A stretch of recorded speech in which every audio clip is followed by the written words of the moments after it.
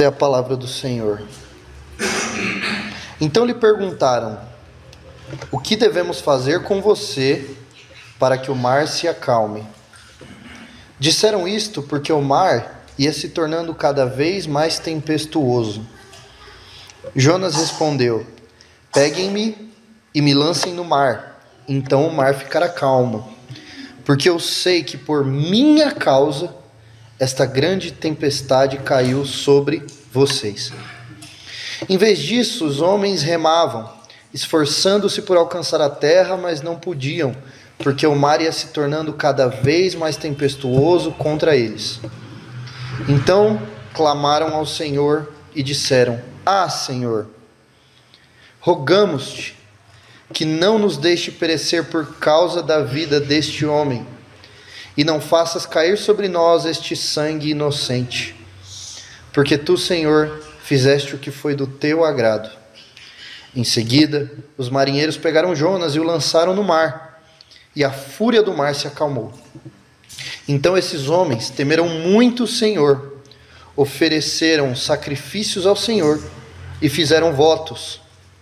O Senhor ordenou que um grande peixe engolisse Jonas, e Jonas esteve 3 dias e 3 noites no ventre do peixe. Vamos orar.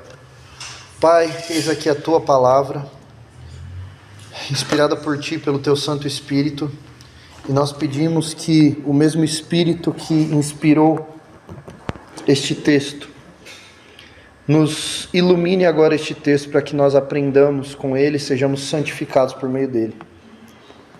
Em nome de Cristo Jesus, nosso Rei, nós oramos. Amém. Na nossa leitura do livro de Jonas, nós já enfatizamos 2 coisas. Na primeira parte desse capítulo, nós falamos sobre como Jonas ele tinha disposição, dinheiro e tempo para fazer as coisas. O que ele não tinha era um coração inclinado ao Senhor. O texto diz que o Senhor mandou Jonas se levantar. Ele disse: Jonas, levante-se, vá à cidade de Nínive. E o verso 3 diz que Jonas se levantou. Ele fez o que Deus mandou, ele se levantou, mas foi para fazer outra coisa. Jonas, ele não desobedeceu ao Senhor por falta de tempo, porque ele tinha tempo, porque ele foi para outro lugar. Ele não desobedeceu ao Senhor por falta de dinheiro, porque o texto diz que ele comprou a passagem, inclusive para um lugar que ficava mais longe do que Nínive, que era Tarsis, não é? E não foi por falta de disposição ou energia, foi mesmo por falta de um coração obediente. E na segunda parte nós lemos sobre como pagãos, eles podem dar uma excelente demonstração da maneira como nós deveríamos recorrer ao nosso Deus.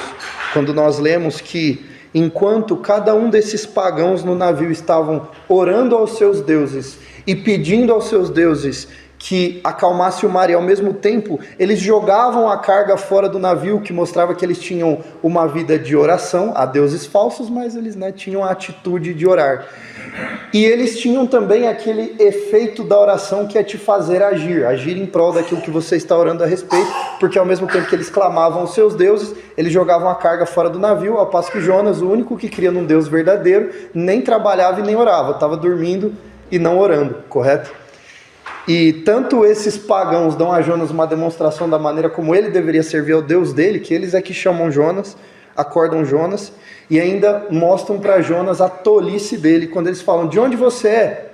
Qual é o seu Deus? Não, eu sou hebreu, o criador do mar e da terra. E os pagãos, muito espertamente: você está louco? Você serve o Deus criador do mar, você foi fugir dele pelo mar? Né? Então, a vergonha do ímpio te chamando a razão, né? A pessoa que não tem a palavra te chamando a razão, chamando você a ter coerência com a palavra. E agora nós chegamos nesse ponto em que Jonas será atirado ao mar, não é? E o que nós vamos aprender hoje é a respeito de esse trecho de Jonas. Engraçado, eu leio o livro de Jonas e às vezes eu fico... Esse livro poderia se chamar o Evangelho segundo Jonas, porque você consegue extrair elementos do Evangelho desse livro inteiro. Hoje nós vamos ver como o pecado ele precisa ser tratado na raiz. Então observem aqui o que diz o verso 11. Os marinheiros perguntaram a Jonas: o que devemos fazer com você para que o mal se acalme? Por que esta pergunta? porque o mar ia se tornando cada vez mais tempestuoso. Então, quanto mais o tempo passava, pior a situação ficava. Quanto mais eles descartavam a carga do navio, menos efetividade eles viam na ação deles. E, portanto, uma vez que Jonas havia confessado que o responsável por aquela situação estar acontecendo era ele, porque ele havia desobedecido o Senhor dos mares, né? Eles chegaram à seguinte conclusão: então nós temos que fazer alguma coisa com você. E a resposta de Jonas foi: peguem-me e lancem-me no mar, então o mar ficará calmo. Veja a lógica de Jonas: porque eu sei que por minha causa esta grande tempestade caiu sobre vocês. Qual que é a lógica de Jonas aqui? Se nós analisarmos a teologia de Jonas e por que ele disse que ele tinha que ser lançado ao mar, é uma teologia muito simples, uma lógica muito simples. Existe um problema que é causado por causa de um pecado. Existe uma pessoa que cometeu um pecado e por causa desta pessoa o mal está acontecendo. Livre-se dessa pessoa e o mal foi mitigado. Essa foi a teologia de Jonas. Certinha, correto? Até aqui está tudo bem.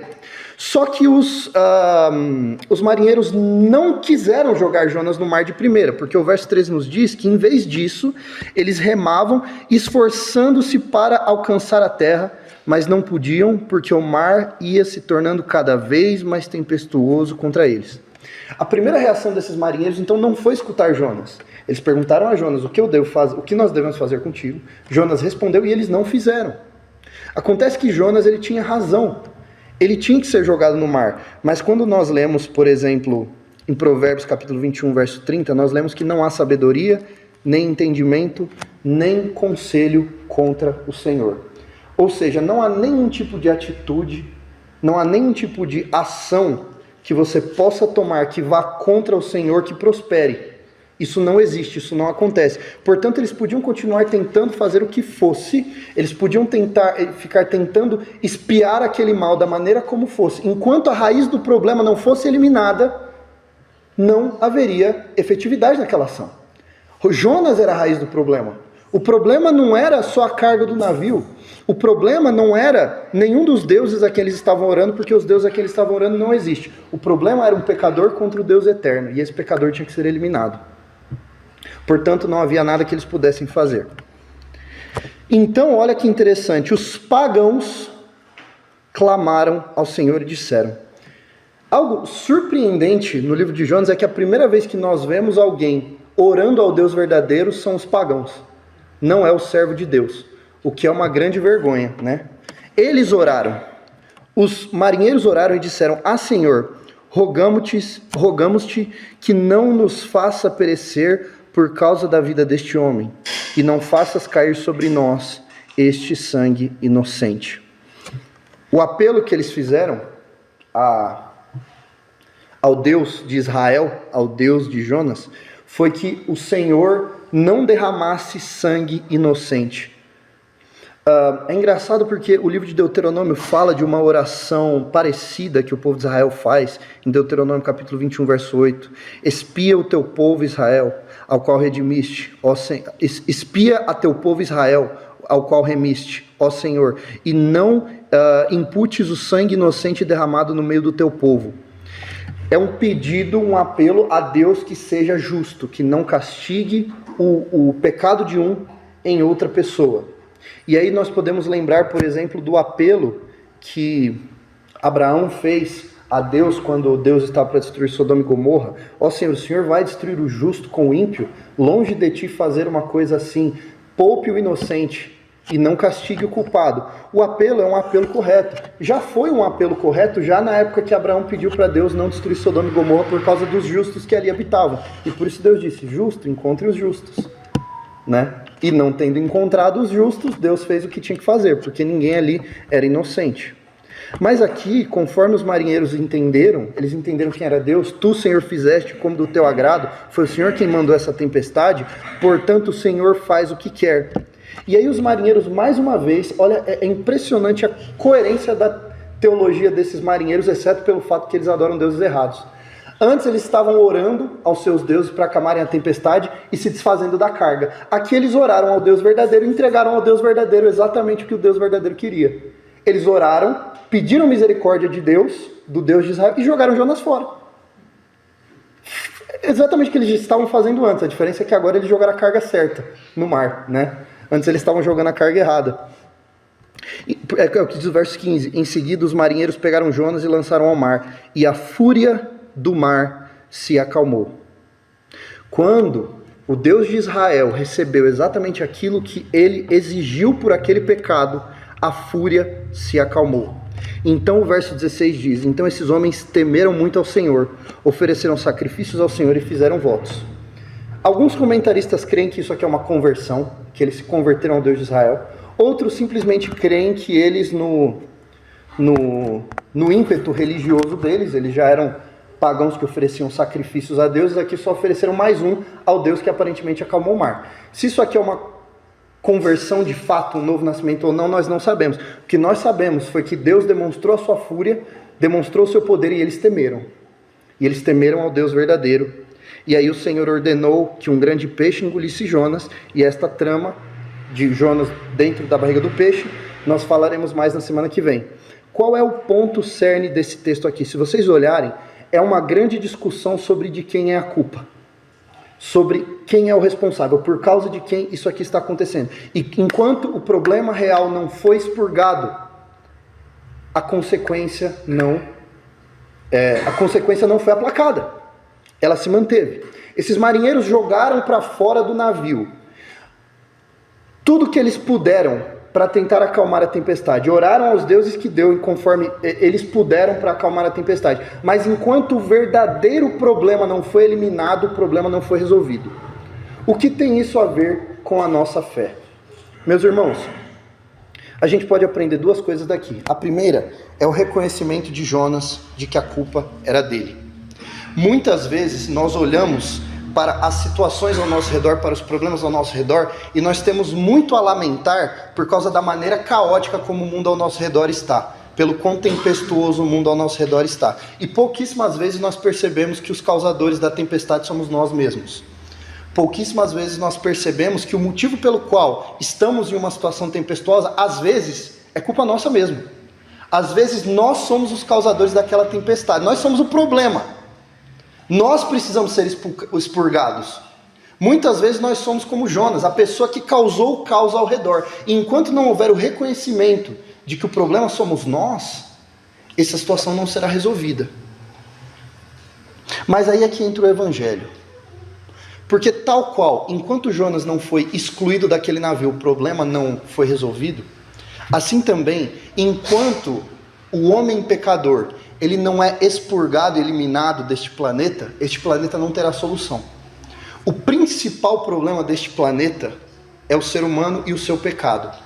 Esse planeta é como um barco indo para Tarsis, e o ser humano, todos os seres humanos são um bando de Jonas, causando tempestade e a ira de Deus nesse planeta. E enquanto este problema não for resolvido, enquanto este problema não é resolvido, a tempestade não passa, não importa quantos sacrifícios sejam oferecidos a Deus. Você pode tentar expurgar esse problema da maneira que for, com as suas leis, com as suas religiões, orar aos deuses que você quiser, mas o mundo só tem um Deus. E esse um Deus só vai tirar a sua mão de ira, acalmar a tempestade nesse mundo enquanto esse problema for resolvido. E o ponto é que ele ofereceu a solução para esse problema. A vinda do nosso Senhor Jesus para a terra e o sacrifício e a morte de Jesus na cruz é um excelente exemplo de como Deus precisa pegar o pecado e mandar ele embora. Aí as coisas se resolvem. A diferença é que Jesus, na sua humildade, se ofereceu para ser o resolvedor desse problema. Quando Deus perdoou os nossos pecados, ele não deixou nossos pecados para lá. Ele jogou os nossos pecados em Jesus e jogou Jesus fora. E mandou Jesus para o ambiente da condenação. E fez com que Jesus fosse condenado. E assim ele resolveu o problema da tempestade. A ira de Deus foi aplacada quando o pecado foi jogado fora. A diferença é que o pecado foi jogado fora não no pecador, foi jogado em Cristo. E assim ele pode acalmar a tempestade sem abrir mão da sua justiça. Ele pode acalmar a sua ira sem abrir mão da sua justiça. Se não fosse Jesus, a solução para cada um de nós dentro do nosso caos seria nós sermos jogados fora. Nós sermos lançados ao mar. Essa seria a solução. Sabe qual é a solução para todos os problemas da sua vida? Aliás, o cerne de todos os problemas da sua vida é você mesmo. Você é o cerne dos seus problemas. Então, para resolver a sua vida, tem que jogar você fora. Certo? E é por isso que a conversão é chamada de novo nascimento. Olha a boa notícia, você foi jogado fora quando você se converteu. As coisas velhas se passaram, tudo se fez novo. Aquele que está em Cristo é nova criatura. Nova criatura, ela foi feito novo. O que aconteceu com Jonas é uma demonstração do que tem que acontecer com o ser humano para que a ira de Deus se aplaque. Ele tem que ser jogado fora, tem que ser eliminado. Mas isso só não acontece conosco, porque Cristo se colocou nessa posição por nós. E graças a Deus, pelo nosso Senhor Jesus, que acalmou a ira de Deus, sendo feito pecado no nosso lugar, para que nós pudéssemos ser feitos justiça de Deus. Vamos orar?